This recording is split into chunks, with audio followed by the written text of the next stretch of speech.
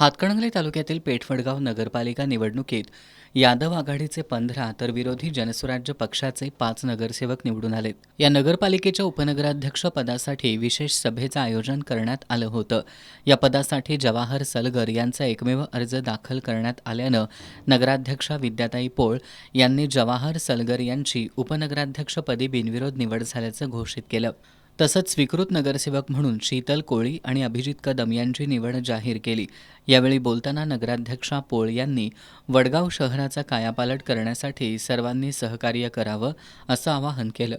नूतन उपनगराध्यक्ष जवाहर सलगर, स्वीकृत नगरसेवक शीतल कोळी आणि अभिजित कदम यांनी मनोगत व्यक्त केली.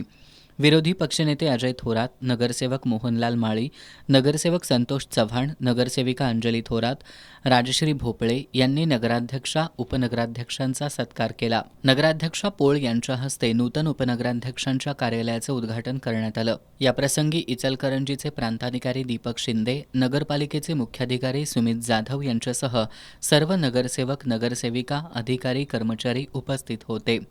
निवडीनंतर उपनगराध्यक्ष सलगर यांच्यासह स्वीकृत नगरसेवकांच्या समर्थकांनी आनंदोत्सव साजरा केला.